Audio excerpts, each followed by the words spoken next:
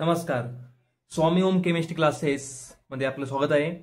आजचा विषय आहे विचार पुष्प 7 सकारात्मक विचारांचे परिणाम. तर आपण दरवेळेस बघतो की आपल्याला कोणी कोणी सांगत असतं किंवा माझ्या अनेक व्हिडिओमधून तुम्ही बघितले असेल सकारात्मक विचार what is mean by positive thinking हा एक प्रश्न पडतो आणि ती कशी डेव्हलप करायची याबद्दल आपण आज बोलणार आहोत. तुम्हाला एक लहानपणी वाक्य आठवत असेल शाळेतलं, winners don't do different thing, they do things differently. म्हणजे विजेते हे वेगळ्या गोष्टी कधीच करत नाहीत, ते प्रत्येक गोष्ट वेगळेपणाने करतात. तर आपल्याला हेच समजून घ्यायचंय आज, हाच मोटो आहे आपला. तर एका छोट्याशा गोष्टीपासून आपण स्टार्ट करणार आहोत.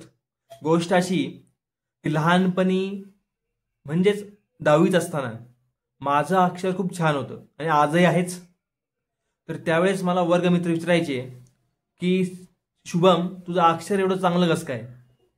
तर त्यावेळेस मी सांगायचो त्यांना, ज्यावेळेस तुम्ही पहिल्यांदा पेन हातात घेतला असेल, पेन्सिल हातात घेतली असेल, पहिलीमध्ये, दुसरीमध्ये, तिसरीमध्ये, त्यावेळेस तुम्हाला आधी शिकवायचे वर्तुळ काढायला, रेघा मारायला, आडव्या तिडव्या रेघा मारायला शिकवायचे.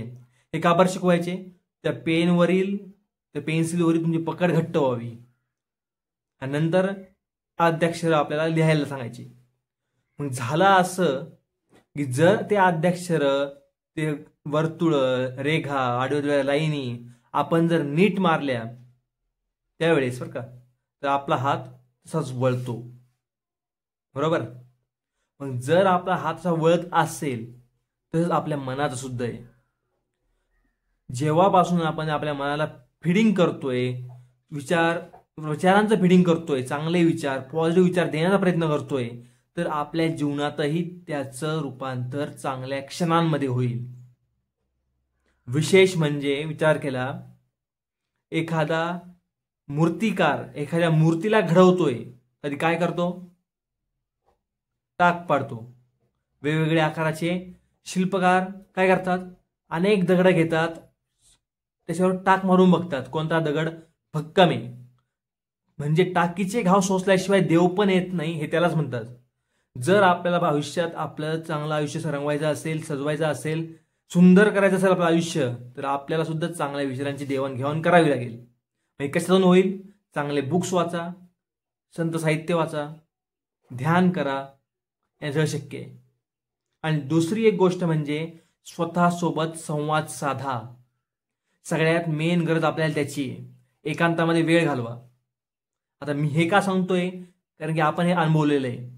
जो व्यक्ती एकांतामध्ये स्वतःसोबत वेळ इन्व्हेस्ट करतो, तोच खरं पुढे जातो. कारण त्याला कळतात की आपल्यात काय उणिवा आहेत, काय कमतरता आहेत, काय विकनेस आहे, काय वीक पॉइंट आहे. जोपर्यंत आपण वीक पॉइंट शोधत नाही तोपर्यंत आपण पुढे जाऊ शकत नाही.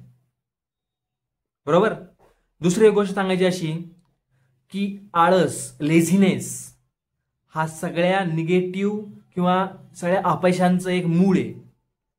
खरंच मूळ आहे. सक्सेसफुल माणूस बघा आणि अनसक्सेसफुल माणूस बघा, दोघांच्या विचारांमध्ये फरक आहेच, दोघांच्या कृतिशीलतेमध्ये फरक आहे, दोघांच्या व्यवहारिकतेमध्ये फरक आहे. काय फरक आहे?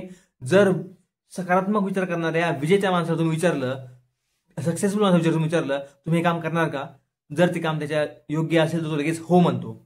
परंतु आळशी माणसाला तुम्ही विचारलं, तो म्हणतो हा करेल, नंतर करेल, उद्या करेल, परवा करेल, परंतु त्याचा उद्या कधी येत नाही.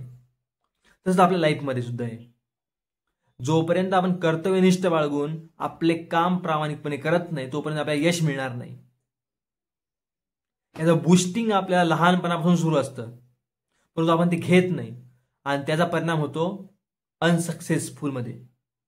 जर आपल्याला सक्सेसफुल व्हायचंय तर आपली एक गोष्ट प्रामाणिकपणे करायची का की सतत साहित्य वाचा. Reading is always powerful than speaking. याचा अर्थ समजतोय? म्हणजे वाचणं हे बोलण्यापेक्षा जास्त प्रभावी असतं. बोलून फक्त तुम्ही व्यवहार करू शकता, पण तुम्ही ज्ञान घेऊ शकत नाही. जसं वाचून तुम्हाला ज्ञान मिळतं, त्या ज्ञानाचा उपयोग तुम्ही बोलण्यात करू शकता. बरोबर. धन्यवाद.